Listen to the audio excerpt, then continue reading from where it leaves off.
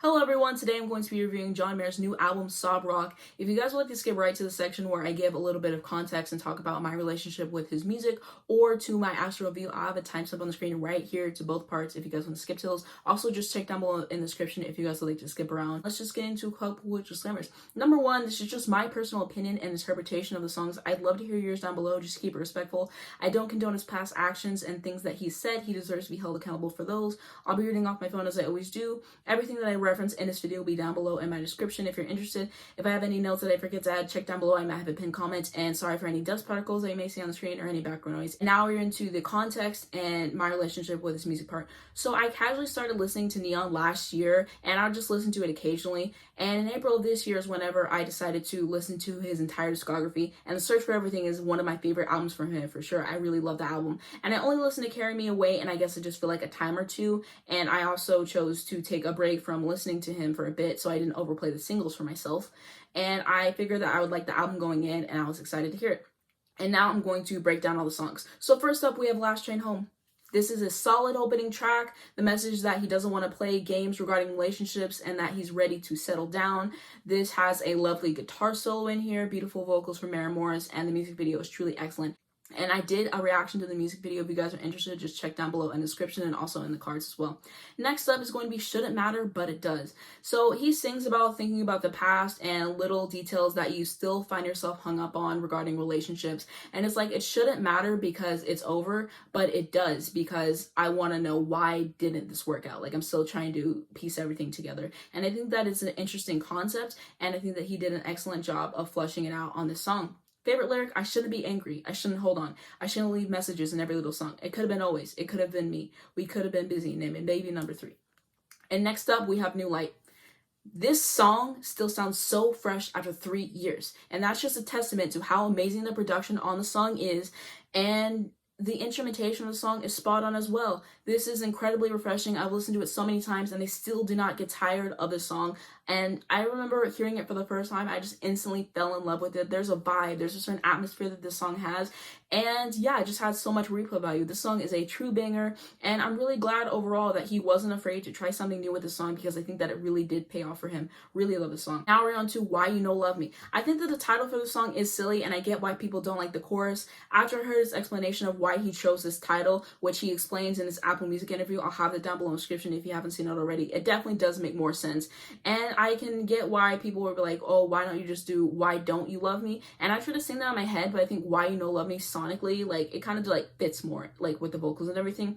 And so as far as my opinion on the song, I really enjoy the song. It's ridiculously catchy. It sounds so rich, and I really gravitated towards it the first time that I heard it. Favorite lyric, hurt me once, I'll let it be. Hurt me twice, you're dead to me. 3 times makes you family. And this has my favorite vocal performance on the entire album. And now we're on to Wild Blue. So I remember hearing the preview for this on his TikTok, and I was very excited to hear the song in its entirety. And in the video, he actually ranks aquariums, which the song actually reminds me of. It's giving aquariums, it's giving scuba diving, it's giving the beach. Like, it's a very relaxing song to listen to, very peaceful. His vocals are perfect on the song. And the guitar work really stands out on this song for me. And now we're on to Shot in the Dark. So the premise is that he's trying to figure out what the relationship is, and he just wants to take another chance at it. And I really like how catchy the song is, and for the music video, I particularly enjoyed the colors and the aesthetic that he used. And I did a reaction video for this as well. Down below in the description is where you can check it out, also in the cards as well. And now we're on to I Guess I Just Feel Like. He sings about feeling like he doesn't have anything to look forward to, how he's feeling kind of hopeless. And at the end, he says that he does have hope and he will find his path. And I don't care for his voice whenever he says, I'd still find my way. Like, his voice in that I part, like, it sounds weird to me. Every time I hear it, it bothers me. Like, that's the only part of the song I don't like. Everything else is great otherwise, but yeah, I just don't like that part. I think if he would have sang it a little bit lower, I would have preferred that. As a whole, I really appreciate the honesty of this track and how he's talking about how we all can feel hopeless sometimes. And it reminds me of that episode of SpongeBob where Squidward is just doing the same things all the time and he's enjoying it, but as time goes on, he's just not enjoying it anymore. And next up is Till the Right One Comes. He's just saying, you say that I'm never gonna find anybody, but I will prove you wrong. I am gonna find that right person for me. Favorite lyric, and I know people broke down and defeated, lost what they needed in some miserable war. So forgive me if I might look around for a minute before jumping right in it. I just want to be sure. I think that this song does what it needs to do. It's a cute song. Next up, Carry Me Away. So the beginning of the song reminds me of being in the YouTube premiere chat and waiting for a video to start. Does anybody else think that, or am I alone in that opinion? I'd be really curious to find out. But yeah, that's what like the beginning reminds me of a little bit. And he's just saying in this song, I want someone to pull me out of my comfort zone and to make my life more exciting. Favorite lyric in the song, so come on over and wake me up. Put some of your tequila in my coffee cup.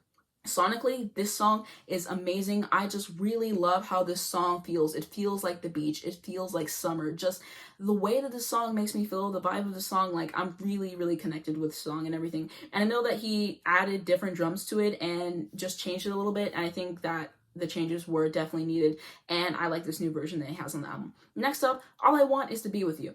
He's just saying, I can try to move on, but all I want is you. Favorite lyric, I'll get dressed and hit the town tonight. Meet some faces under neon lights. I dance alone with deja vu, but all I want is to be with you. All I want is to be with you. I think that this is a splendid closing track.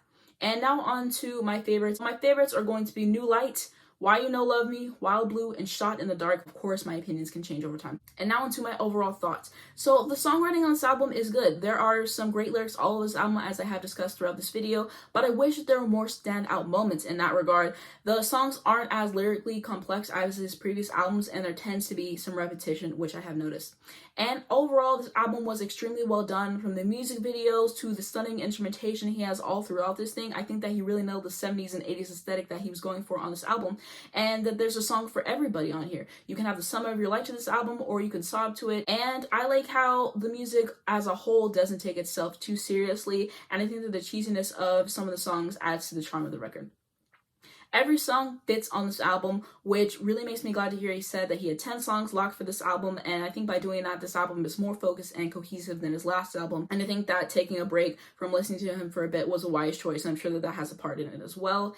And by the time I get to All I Want Is to Be With You, I'm just shocked. I'm like, this is the end of the album? Like, the album just goes by so quick, and that is something that will get me hooked on the album. If I can listen to the whole thing and I'm like, wow, that's over, and like, I want to replay it again, that's a good sign. And that's what the album does for me overall. And I think that this album is short and sweet. You can play it from front to back easily. I have no skips on this entire album.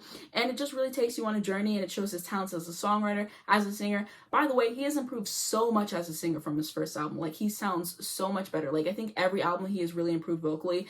And wow, he just sounds amazing on this album. His voice is so rich. He added harmonies. He has Mary Morris on some songs.